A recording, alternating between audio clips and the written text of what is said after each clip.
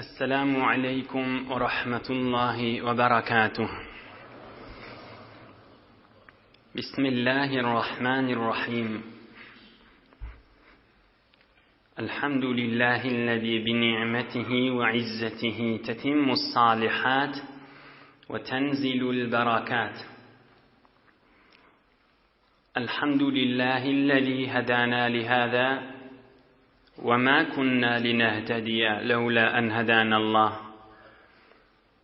الحمد لله عدد خلقه ورضا نفسه وزنة عرشه ومداد كلماته.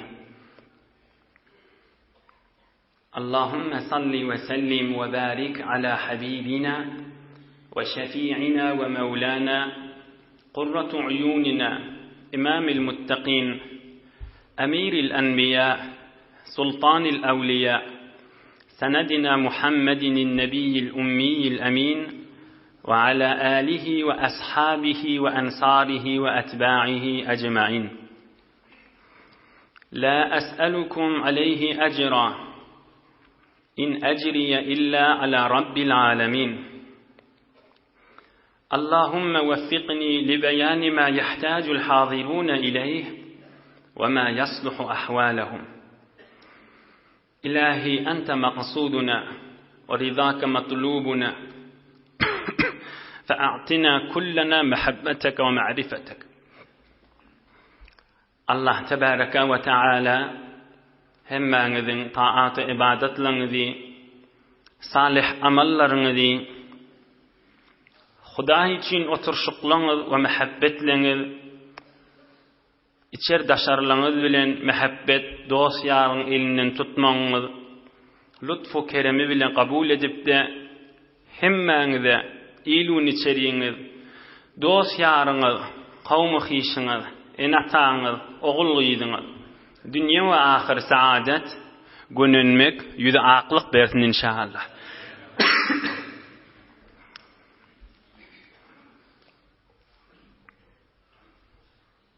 Gözümüzün nuri ve başımızın tacı Muhammed Resulullah sallallahu aleyhi ve sellemin mübarek 54. yaşının ahiri 55. yaşa giren yağdaylarına beyik Allah köklüdüğünden bir neçe bolan mübarek vakalardan hizmetine de yetirer, içinden almalı dersleri bile.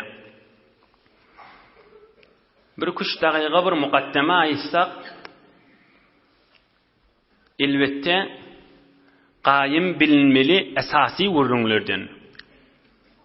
Dini İslam'ın aydiyan gurrunu. Ey mümin Müslüman doğalla.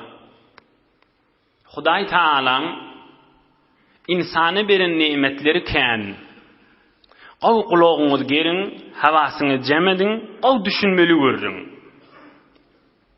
Huday Ta'ala İnsanlara beren nimeti qatıkən, sanat tüküdürlük değil. Şol nimetin biri, mal nimet, pul nimet, servet nimet. Mal bilen, pulun bilen, yer yurdun bilen, dinine hizmet etip bilyen, özün ayak üstüne durup bilyen, garip qasar gözlep bilyen, din ehline hizmet etip bilyen, dini gollap bilyen, bil ahira dünya ve ahiratın avat bolmağına sebep bolup bilye. Mal bir nimeti ki, ilm de bir nimet, mal da bir nimet. Imme pek dinimizde men şu nimeti, mal diyen nimeti yetecek deyip haram işe bulaşıp barmağa icazı vermiyor.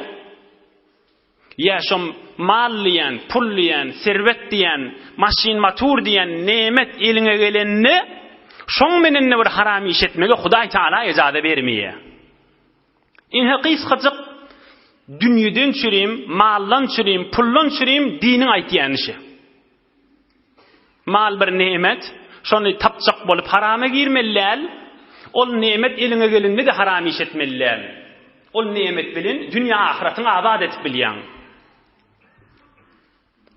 Hulasa Peygamberimiz sahabalar bilen Medine-i Munawwaraga düşenden turandan görüpdirle Medine-i Munawwaraň süýji suwy ýok. Bir süýji suwy varmışdyk, Bi'r Roma diýen.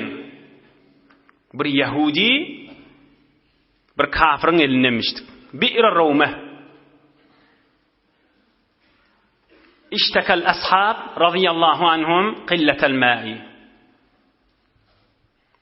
Bir yıl geçer ýagdaýda Peygamberimizin mübarek 55-nji ýaşy girer ýagdaýynda sahabalar Peygamberimizin ýanyna öz aralaryna suwun azlygyndan narahat bolupdyrlar.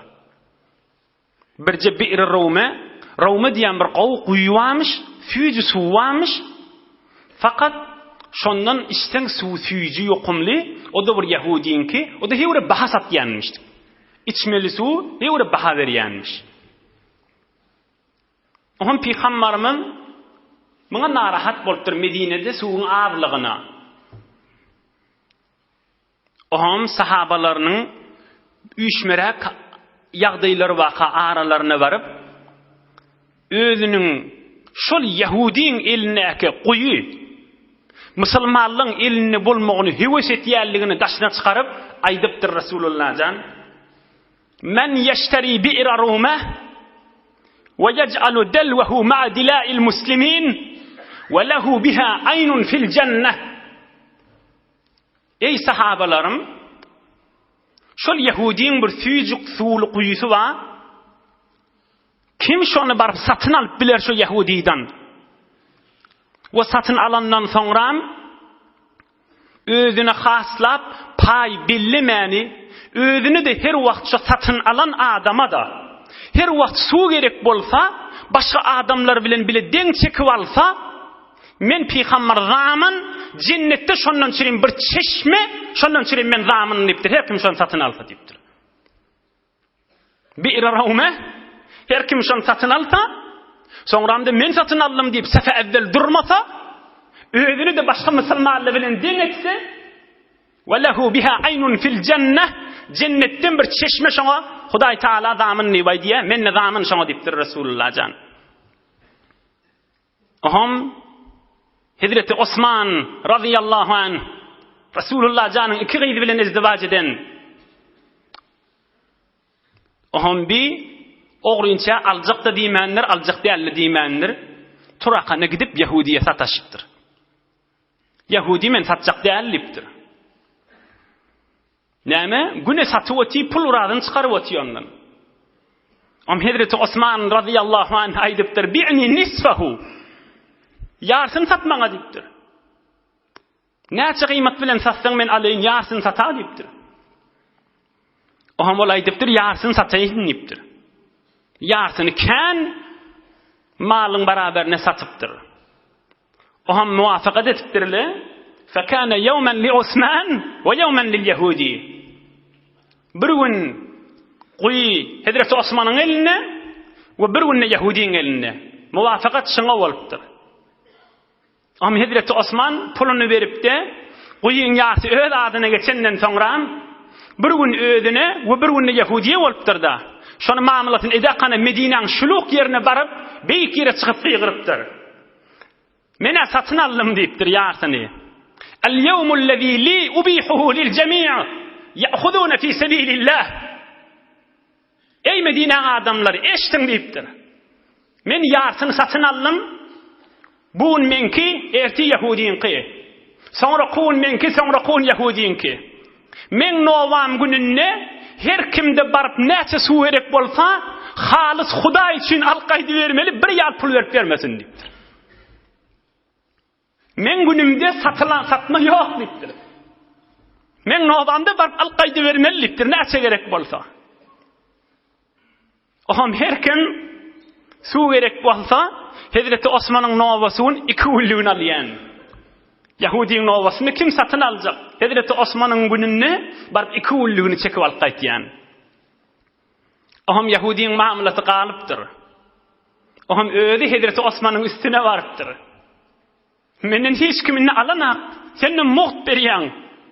Sen halis Hudaý üçin ne goýdyň, inni hiç kim menden alanak, Men senden isteyen ol qalan yarsında menden al savul dipdir. Kullen özün alşan dipdir. Hazreti Osman radıyallahu anh hemmesini özüm alayin dipdir. Qalan pulunu berip aham qayti elam edipdir. İnneden meyle quy men adıma valli. Men de adıma değil, bütün Müslümanların adına dipdir. İnneden meyle günüm yok, şol quy hemişelik bolup durmalı dipdir. Vakf edipdir. Özüme de su gerek bolsa sefe durup, eyni hu özüm almadık yancak bar durarın deyip, ondan meylekte özüm işe sefe durup alyanmıştık. Su gerek bolanına da. Bir dünya tavani ki okuba khari, bekhar, canemen, verne hasret beri. Elindeki dünyan menen cennet satın alıp bilyan. Elindeki dünyan menen Allah'ın rızayetini tasıp bilyan. Elindeki dünyan menen beheştin çeşmelerini alıp bilyan. Elindeki dünyan menen beheştin kasırdan alıp bilyan. Ey mümin, Müslüman, ey fırsatı var, ey hazır malı talığa düşmedik, ey hazır malı bölünüp kim kime kalmadık belli olmadık, ey hazır malı öz ihtiyarını olup duran mümin, Müslüman. Ve dünya tavani ki okuba khari, bekhar canemen verne hasretleri. Cennet alıp bilyan şu mahal, al yoksa ökünersin. Hiyal etme oğulgiydin doğan qarındaşındağı yaxşılık idar mı qadip? Hiç edip görmez. İnhe Peygamberimiz 55-nji ýaşyň döwreginde gowur hoşluk bolup, suwun horlugyndan çykyp, bir Rawma, bir Osman bolup durandan meýler. Hazreti Osmanyň guýsy bolup, hemişelik bir rahatlyk bolupdyr. Biz olaqan ders almaly adamyň, mallan çürüm, dünýeden çürüm, ol benneler, ol merde adamlar, dünya ellerine baka, mutekabbir bolmayanmıştıklar. Halkı kiç saymayanmıştıklar. Malını israf etmeyenmişler. Gerekmeyecek yere harcetmeyenmiştikler. Yalandan bir ovadallıkları ki insanı Hudaydan alqaliyan bolsa, ol tecemmulata güýmenmeýänmiştikler. Garip qasariyatdan çıkarmayanmıştıklar ve ellerindeki mal bilen cennet satın alyanmıştık ol adamlar. Emme şol Peygamberimizin 55-nji ýaşa giren ýagdaýynda Medine-i Munewwerede jaýlaşandan 1 ýyl geçip 2-nji ýyl girenne Rabiul Awwal aýda bir waka bolupdyr. Mekke-i Mukarremeden bir neçe kafirler oğrunça gelip Medine-i Munewwereň döwregine gelipdirler. Ohan Medine-i Munewwereň döwreginde kän goýundan, sygyrdan, diýeden musulmanlyň mallaryny garat edip, talan edip, talap gaçyp gidipdirler. Kän malyny alyp gidipdirler Medine-i Munewwereden. فخرج رسول الله صلى الله عليه وسلم في 70 رجلا من أصحابه. Peygamberimiz eşitenne o dikkat edin. Mekke'den göçüp gelen sahabalarından 70 nefer saylap yürün izinden kovaylin jen ma dip alıp gidipdir. Gen zatçı tahi 70'si de Mekke'den göçüp gelen, yani muhacirin, Mekke'den göçüp gelen sahabalarından 70 nefer yanına alınıp bir ak baydak perçemmamıştık. Onda da 25 ýaşyň döwregindäki Hazreti Ali Murtaza radıyallahu anh'ın eline verip tamam mücehhez ol qawaylin izinden nipdir. Mahul yere gelýänçe Peygamberimiz 70 sahabasy bilen eline de hatda baydak alyp perçem alyp tarihte de Gazwat-ı Safwan ady bilen Peygamberimiz izinden qawupdyr olan. Emma mahul yere gelýänçe gözläpdirler, tapmandyrlar. Şu içine gidipdir. Aham Peygamberimiz jeng zat bolmany sahabalar bilen ýygyny öwürlük gaýdypdyr. Aham inhe bi Gazwat-ı Safwan dip, şol Safwan diýen ýere barýança Peygamberimiz sahabalar bilen baryp, ýene boş gaýdan soň ýöne sept bol galypdyr tarihte. Ýöne bir gysgaçyk bir ders almaly adamyz bar. Görüň, Peygamberimiz sallallahu aleyhi we sellemiň öz diýeti däl haşa. Sahabalarynyň diýeti. Belki şoň köpsi Medineli sahabalarynyň diýeti. Sahabalaryndan çürem wafasy bardygyny belletjek bolup, sahabalarının kadrını bilýärligini belletjek bolup, sahabalarının canlary we mallary hatara düşdi, özünün janyny hatar noklaýarligini sabit etjek bolup, o wölede çykyp gidipdir. Sahabalarının Medineli sahabalarının gaty gowgörýärligini, ansarlary gowgörýärligini sabit etjek bolup, wölede çykyp gidipdir. 70 tane sahabasyny Mekke'den gelen sahabalarından saýlapdyr. Men sizin ýylyňyzda bardygyny belletjek bolup, we Peygamberimiz kıyamata çeli elam edipdir. Men qutila duna malihi fehuve şehid. Ve men qutila duna ahlihi fehuve şehid. Ve men qutila duna demihi fehuve şehid. Ve men qutila duna dinihi fehuve şehid. Ravahu Abu Davud. Her kim oğlanyň şoğun saklajak bolup, oğlanyň şoğunun üstüne janyny berse, şol adam kıyamat gününe şehitdir dipdir. Her kim malyny saklajak bolup, aňyrdan gelen ogry ya ogra meňdeş malyny aljak bolup şunu öldürse, şol adam şehit dipdir Rasulullah jan. Her kim özüniň janyny saklajak bolup, aňryk bärik wurunşyna tarapy muny öldürse, bu adam da şehit, üçlenji. We her kim dinini saklajak bolup janyny berse, bir de elbette şehit dipdir. Dördüsünü deň etipdir şun Rasulullah jan. Tekrar edeýin. Bir adam dinini saklajak bolup janyny berse şehit dipdir. Bir adam malyny saklajak bolup janyny berse şehit dipdir. Şol ulukon derejeki ki şehitlere berilýär, şol adama da beriljek dipdir. Malynyň üstüne janyny berse, oglanyň şoğunyň üstüne janyny berse, we öz kanynyň üstüne janyny berse, dördüsü de şolaň şehit dipdir Rasulullah jan. Ondan sürim özü de bir topar Mekke'nin kafirleri gelip talaňçylyk edipdi, Medine'ň diýelerini alyp gidenni 70 sahabe bilen ulukon jeň meýdanyna barýan ýanyk ýerlerinden gowupdyr. 55 ýaşy bilen özü de öwünden gidipdir. Belli bolýa, pek dinimizde malyň, mülküň ähemiyeti gatykan. Giden mal bolsun, ýok bolsun diýmendir. Tamam insanlara ders bolsun dip. Hay dünýede hem özi ýok bolsun, giden diýe bolsun, giden goýun bolsun, giden sygyr bolsun diýmendir. Musulmanlaryň maly bolandan soňra saklamany eýleýin dipdir. Ýüzüne urwal eýleýin dipdir. Inhe Rabiul Awwal ay Peygamberimiziň mübarek 55-nji ýaşda bolan wakalyň miri. Emma Rabiul Awwal, Rabius Sani, Jumadal Awwal, Jumadas Sani. Ondan 2 ay soňra Recep ay girjek güllerini gaty bir ulukon waka bolupdyr. Jumadas Sani Peygamberimiziň mübarek 55-nji ýaşynda. Abdullah ibn Jahsh radıyallahu anh Peygamberimiziň ejekesiniň ogly. Dogurja ejekesiniň ogly. Şoňa bir gün Peygamberimiz aýdypdyr: "İza sallayta subha gadan fawafini inda babil masjid." Ey Abdullah, erti namaz okyp bolanda gafyň agynda gelmeň ýanyma işinmasaň bilen dipdir. 40 ýaşyň içindäki Abdullah ibn el-Jahsh radıyallahu anh açlyga, susuzlyga heýwir qaýym durýanda ýa sahabamış.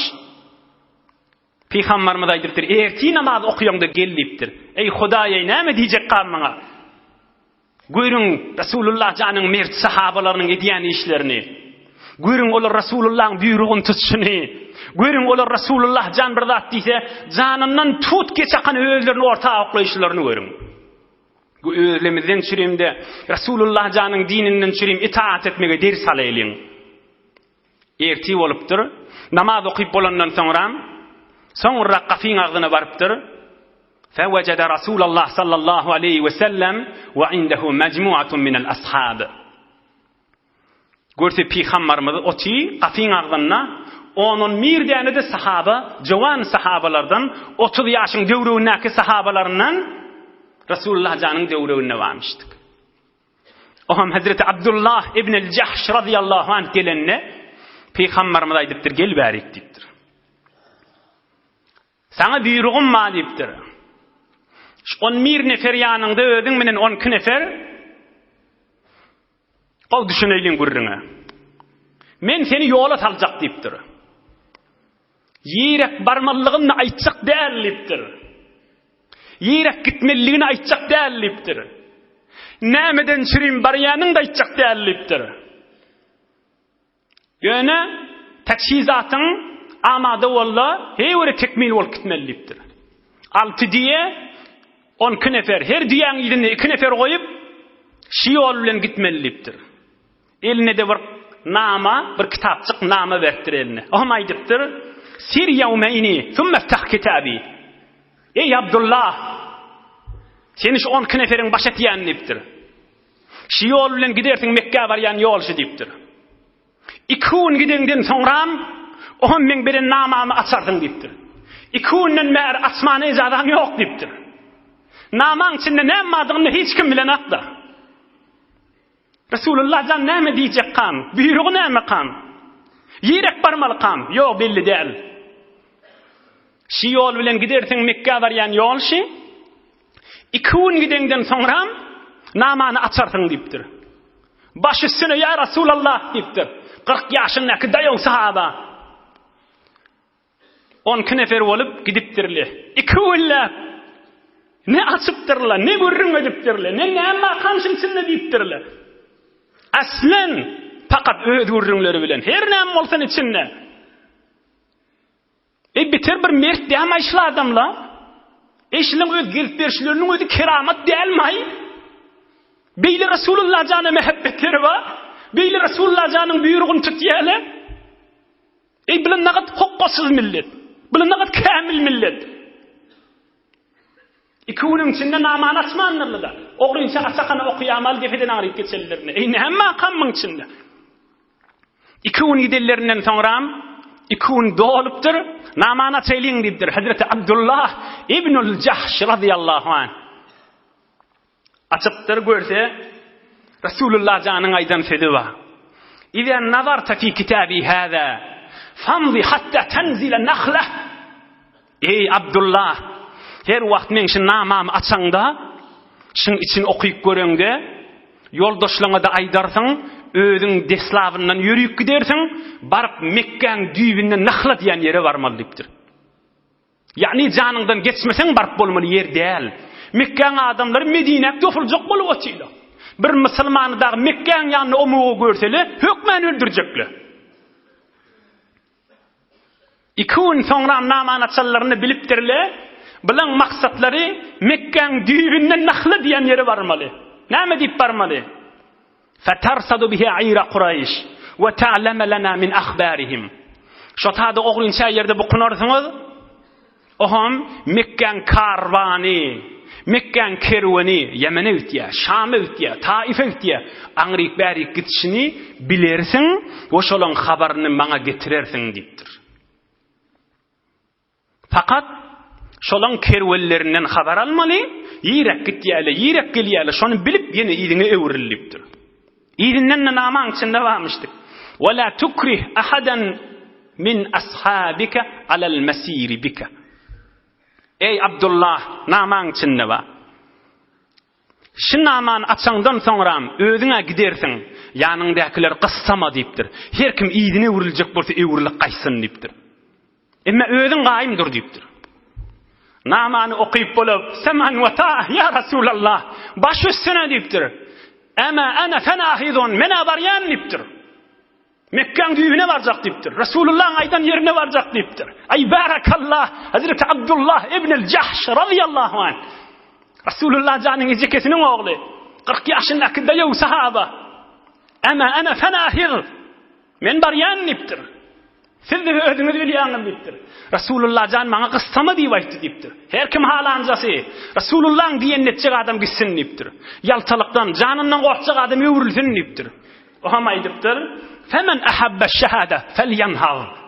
Her kim şehit bolýan bolsa, mene öljegim bilýän diýipdir. Şehit boljagym da bilýän diýipdir. Her kim de men ýanyk şehitlige görýän bolsa, ýürüýün. "Wa men karihal mauta felyarji'." Ölümden korkyan adam ýerine öwrilsin diýipdir. Resulullah jan gyssama diýdi, meni gyssamaýan diýipdir. Hal ha men barýan diýip ogra berdir. Bitir keramat diýen maýşy. Ey bilen nagat mert Resulullah janyň buyrugyny tutmagy. Ey mümin musulman dogalla. Özümüz näme ýagdaýda Resulullah'ın buyrugyny tutmakda? Ey şu zatly bilen Hudaý Taala bizi imtihan etmesin. Şu zürek bir buyrukly bilen Hudaý Taala bizi imtihan etsin, näme ýagdaý etşer?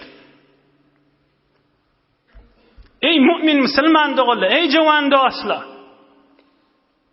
40 ýaşyndaky Abdullah ibn al-Jahsh bilen öz ýagdaýyny diňäp gördi.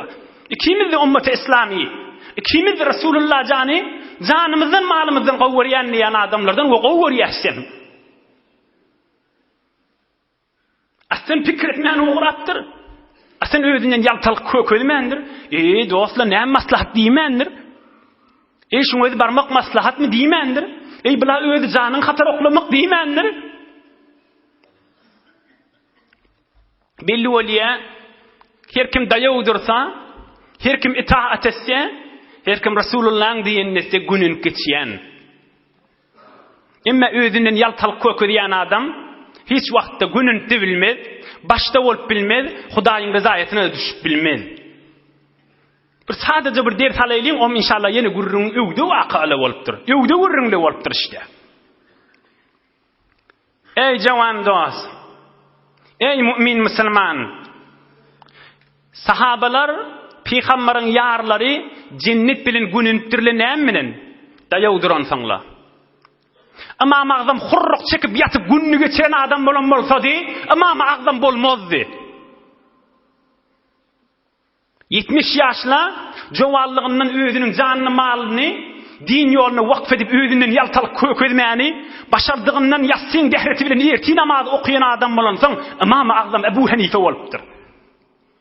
Öz ata-babalarynızda, ey türkmen dost, ata-babalarynızda 50-60 ýyl 100 ýyl mundan ozal, sen men ýaşymda jowan türkmenlerden barıp 700 kilometr, 1000 kilometr, 1500, 2000 kilometr, 3000 kilometr ýollar ýürüp, barıp Uzbekistanyň Bukhara şäherine barıp Hiwo şäherine barıp, ýaltalyk özünden kökölmäni, Resulullah janyň dinini, aqide we ýoly alqaýda edip, düýäň dodoklaryny gurt düşüp, türkmen adamlarymyzdan, agalarymyzdan barıp şu taada ahun bolup, alim bolup, allama bolup, molla bolup, gelip ýurdumyza gelip hüjreleri tikmendirler. Türkmen dogollaryň arasynda ýürüp duran hüjrelerin bereketini görmeýärmi? Eger maňa galypdyrmy diýipde, gyşyryp ýatan bolsalar, koyun sofan, sygyr sofan, düýet sofan bolup da malyň ýerinde 40 çeşmeden fakat meşk bilen suw çykyp gelen bolsalar, bugun kun bizleri awadan hüjrelemiz ýürüýmezdi. Ey musulman dost, ey türkmen dogan, bugun kun bizleri awadan ahun mollaň görüp bilmezdiň. Näjere Bukharadan, Hiwodan zähmet çykyp gelipdirler. Resulullah janyň buyruklaryny, Qur'an-ı Kerim'iň buyruklaryny gelip il günüň içinde ýaýrada edip, dogun garnaşyndan 1 ýyllap, 2 ýyllap, 3 ýyllap, 5 ýyllap, 10 ýyllap gidip gelmeýän okyp batan ulamalar bolýanmyşdy. Olaň üstünde men wagtyny geçirjek däl. Ýöne bil adamlar Resulullah janyň buyrugyna ýaltalyk özünden kökölmäňsingler, bereket bir adyny ýurdumda döküpdirler de. Sen mende wezifam şuma hal fursatimizdir. Kunun kuş ki abaz kemer der güzeşt. Kunun kuş ki abaz kemer der güzeşt. Ne vakti ki silabet eser güzeşt. Ey 20 ýaşyndaky dost, şuma hal wagtyň näme diýip ömrüň gelýän, doldurup gelýän suwa biliňden geçip gelýär şuma hal. Kunun kuş ki abaz kemer der güzeşt. Ey jowan dost, ey gaýratly musulman, ýaşyň 15den geçen bolsa biliňden suw ýokary gelýär şumahat. Ne wagty ki silabet eser gözeşt, suw ýokary gelýär. İşte egel burnuňdan defäňden geçenden soňra inni men çäre tapjak diýseň, tap bilmersiň, boğulyp suwun içinde ölüp galmaly bolar. Şumahal wagt ki, näme wezleşmeli? Näme diýip ertini wezleşmeli? Näme diýip bir güni wezleşmeli? Soňram ol suw ýokary geçenden soňram, bu qurdaga gelenden soňram, bu qurdakdan ýokary geçenden soňram wagta bolup ýörmez. Ondan soňram gymyllaýyn eliňden zada gelip bermez. Soňram çyllaýyn ýening menenne çyllap bolmaýan wagt gelmäke şuma har fursatdyr. Hazreti Abdullah İbnül Cahş radıyallahu anh'tan ders alayım ve dünya ahiretimizi abad edelim. İlgünümüzü amad edelim. İmanımızı abad edelim. Dinimizi gayret edelim. Doğun arnaşımızı gayret edelim. Tonuslarını tətilçiliklerde Resulullah canın dinini yayratmalı gayret edelim.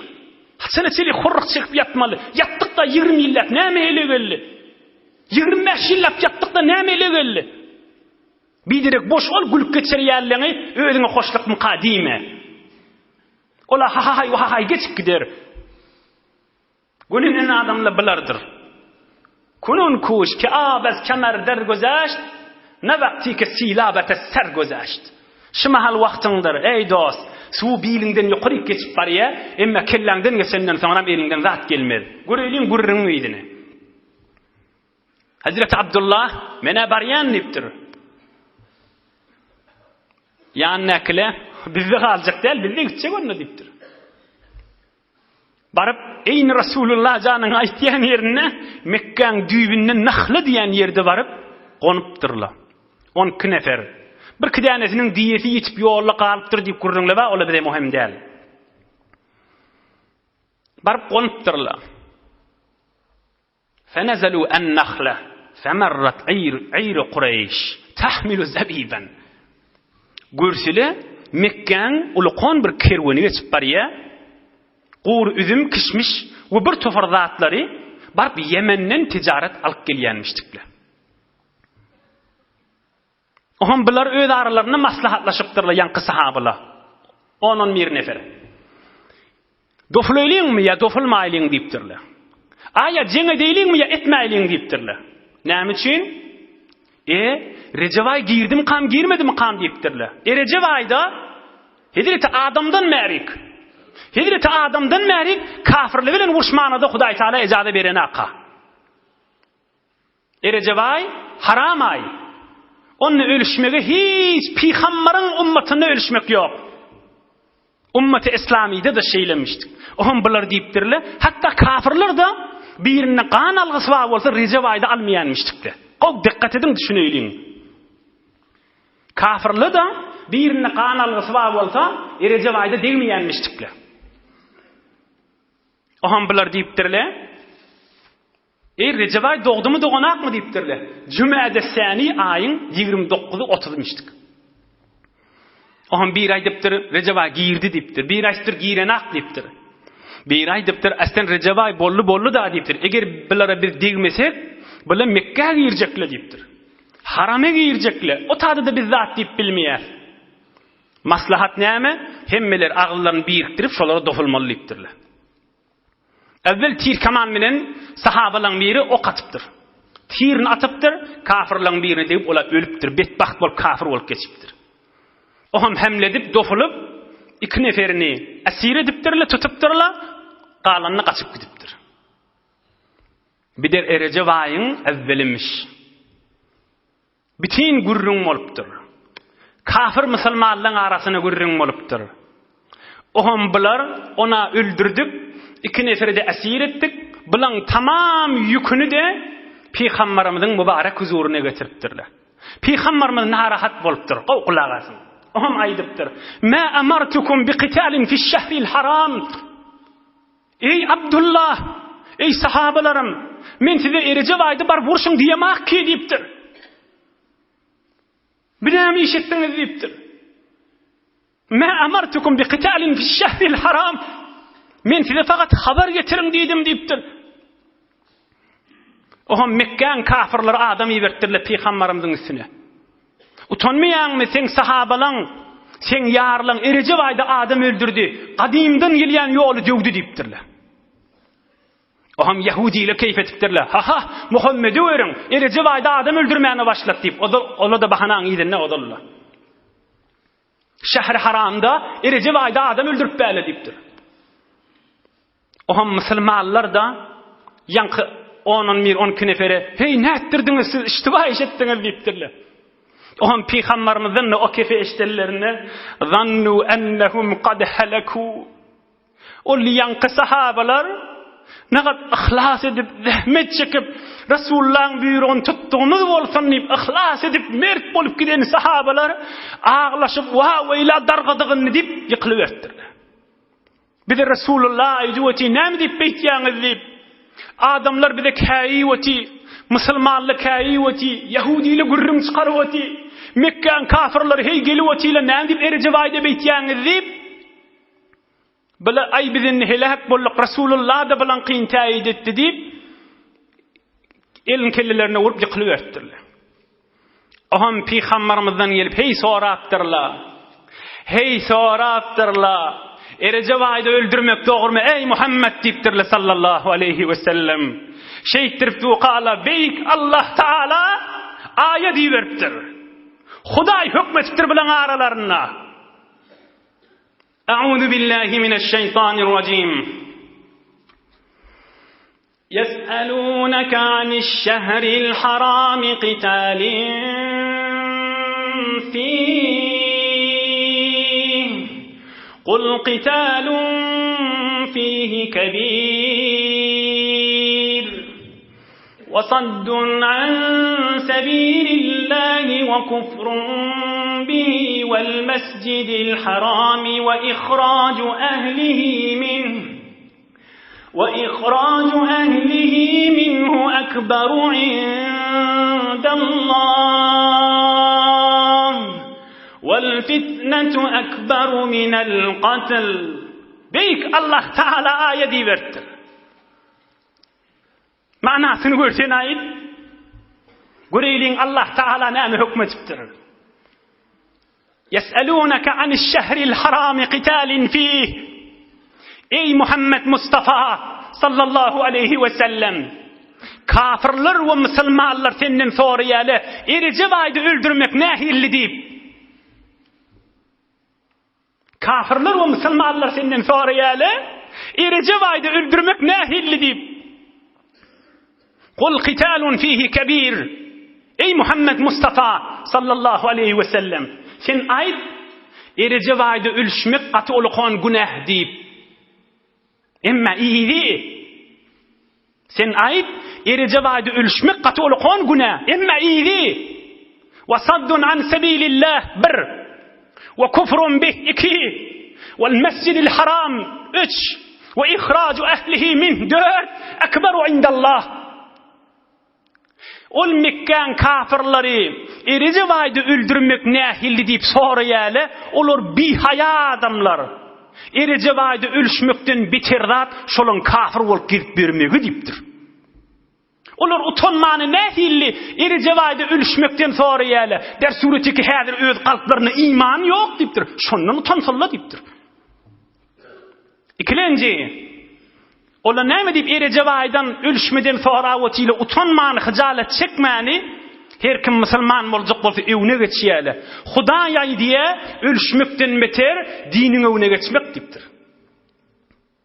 Üçüncü olar nähili utanman erjewaydy ölüşmek nähili diýip soraýaly. Der suretiki Mekke'n kafirleri musulmanlaryň hiç gaýsyny käbäň ýanyna ijazat beren akla. 4 Ola utanman nähili soraýaly. Muhammed Mustafa'ny Mekke'den çıkarmadylarmı diýipdir. Meger peýgamberi öldürjek bolup kowalamadylarmı diýipdir. Meger Mekke'ň adamlar sahabalar çıkarıp kowalamadylarmı diýipdir. Hijalet çekmän nähili gelip erjewaydy ölüşmän wurrup etýär ola diýipdir. Hudaý Taalaň hükmüşi. O ýygynyň bir hükmetipdir Hudaý Taala kıyamata çeli. Ey musulman, Allah'ın kelamyny aýdyn. Wal fitnetu akbaru minal qatl. Allah'ın kelamı şu. Hudaý aýdypdyr. Her kim bu her zadi ke dinin ýöne geçse Hudaýyň ýanyna adam öldürmeden de teleke şadat diýipdir. Wal fitnetu akbaru minal qatl. Fitnet her zadi ke musulmanlary dininden alqalyan mulfa şadat akbaru minal qatl adam öldürmekden de teleke diýipdir Hudaý Taala. Oham musulmanlara bir keyitçilik bolupdyr. Sahabalar gülüşüp beripdirler. Ol 10 nefer gülüşüp beripdirler. Hawalar açylyp beripdir. Hudaý hükmetdi. Oham Resulullah janyň ýanyna gelipdirler. Ya Resulallah, Hudaý bize hüküm etdi. Aya biz şu edinişimizde mücahit hesap bolýasmy? Bize sowap, ajr barmy kıyamatda diýipdirler. Ol onun bir nefer. Resulullah can durupdyr, näme diýjegini bilmäni. Hop Hudaýa bular tutjakkanmışdyk. Emme şolary sowap barmy kam durup beripdir. Eyni yankı ayadyň iýdinden Hudaý Taala ýene bir aya diýberipdir oham. A'udhu billahi mineşşeytanirracim. İnnellezîne âmenû vellezîne hâcerû ve câhedû fî sebîlillâhi ulâike yercûne rahmetallâh. Vallahu gafurur rahim. Hudaý Taala olan ýene jogabyny beripdir. Ul insanlary ki imanlar wa we Hudaý ýoluna barıp Mekkäni berip gaýdyp Medine geldiler we Hudaý ýoluna jihad etdiler. Hudaýdan ejir tamalar wady. Men Hudaý olan erije wady eden istiwalarynyň günäsini geçdim we olary da boş goýmaryn diýipdir Hudaý Taala. Bah, ey nagat Hudaý Taala musulmanlaryň arkasy. Aslan üstünde duruvermelämäýşiň. Mekkäň adamlary, Yahudiler, hatta musulmanlaryň özüne utantyrlar da, hatta Resulullah janyň özünde. Ey men sizi adam öldürüň diýip ibermedim ki diýipdir. Emma her kim Hudaý üçin bir zat etse, Hudaý onu boş goýmaýan. Ey insan ders alaýlyň.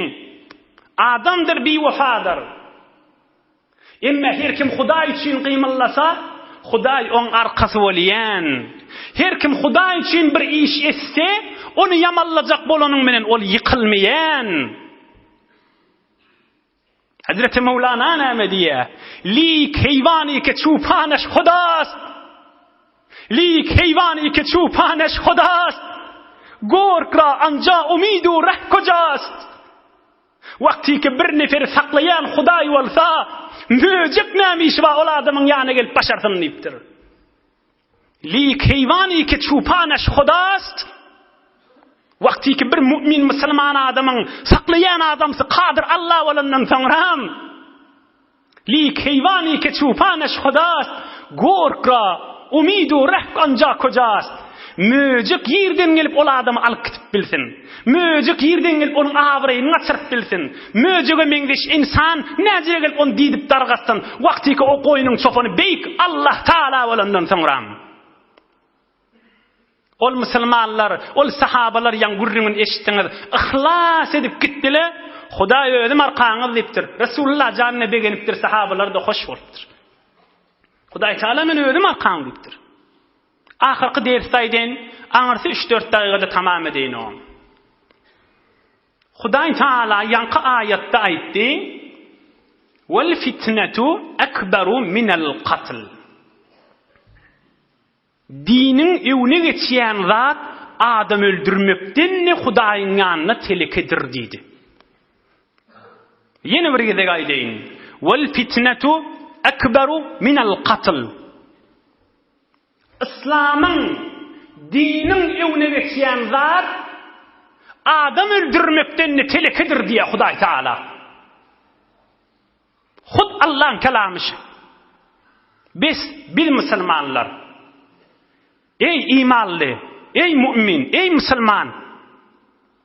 Bir yerde adam öldürýän bolsa, şondan kaçmak bize lazım dälmi? Elbette lazım. Biz bir yerde sen imanına zerer berjek zat bolsa, ondan beter kaçmalı. Ondan kärräk kaçmalı. Bir direk o sayttan o sayta, o mecelleden o mecelle, o şebekeden o şebeke, zeren sırap, jogabyn berjek sırap, näme diýäkam diýjek bolup içine girip, şolaň biri bolup galama. Şolaň biri bolup ýykylyp gidama. İmanyňa gaýym bol. Ilmyň ýok bolýan bolsa, jogap gowup bilmeýän bolsaň, zeren sırap, konç kaf sırap içine girsin, aýagyň etine sabun çalnan ýal sürüşip gidersin. Wagty ki bilýän, sen imanyny öldürip bilen ýerli wa bolsa, imanyny dargatyp duran ýeri wa bolsa, näme diýip içine girmeli? Vakti ki bir yerde tamam tup tank ben adam öldürülüp beren bolsa, yok men özüm bu kunup saklarım nimet, meger akıl mı? Ayt akılmış o. Bir yerde adam öldürülüp oti, tup tank da oyran, tüfenk da oyran, hemme zatba. Yok men bu kunup özüm saklarım nisen gelişer mi? Gelişmez. Ve yerli yerden nisen imanın atıp duran vaktlarına, yok men özüm saklarım nisen samsıklıktır. Özün muqçuk canını ve imanını hatara oklamaktır. Peygamberin sahabalarından Peygamberimizin sırrını yetik sahaba kim? Hazreti Huzeyfe. Hatta Hazreti Umar dağda şoňa barıp soraýanmışdyk da Hazreti Huzeyfeden. Ey Huzeyfe, Peygamberin bir aydan sözü var. Näme diýdi bolýar diýmişdik. Hazreti Huzeyfe de şonu açıklaýanmışdyk da. Şeýle bir alim adammışdyk Hazreti Huzeyfe. Şol Hazreti Huzeyfe aýdypdyr. Peygamberimizden kulağım menen eşitdim diýipdir. Peygamberin bir aydan sözü var. Şonu aýdyn tamam edeýin. Ya'ti alan nasi zamanun la yanju fihi illa man da'a du'a al-ghariq. Rawahu al-Beyhaqi wal Hakim. Peygamberimizin gürrüňünün ve Peygamberimizin edinişinin sirrini yetik sahaba aýdýa. Peygamberimizden eşitdim, Peygamberimiz aýtdy, bir zaman gelecek adamlaryň üstüne, elbette şu zaman. Şu zamanna hemme adamlar helak boljak. Fitneň içine düşecekler. Oňmyň aýtýan gürrüňini hawa dogry aýtýan diýip imanlaryny ellen berjekler. Birje adam salim galjak diýipdir. Şol adamdan boljak bolaylyň. Kim? Men da'a du'a al-ghariq. Ey Rasulullah janyň gidip düşündirşini. Bir adam deryada keşti dewlen bolsa, bir taxtaçyga ýabyşyk galan bolsa, şol adam Hudaý Taala'dan ağlap ne kadar dua eder?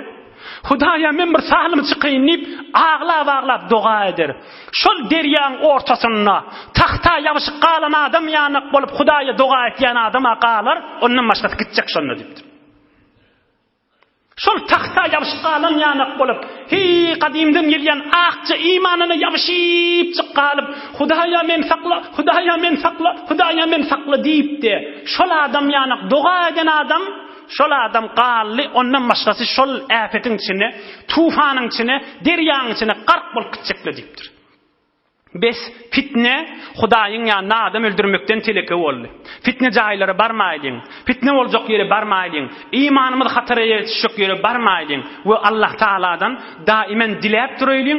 Dilesek Hudaý boş goýbermez. Hudaý Taala Erhamur Rahimin, Ekramul Ekramindir. Hudaý Taala ýurdumuzy parahat etsin. Watanymyzy emniýet etsin. Agdy birlikde iman abyryda saklasyn inşallah.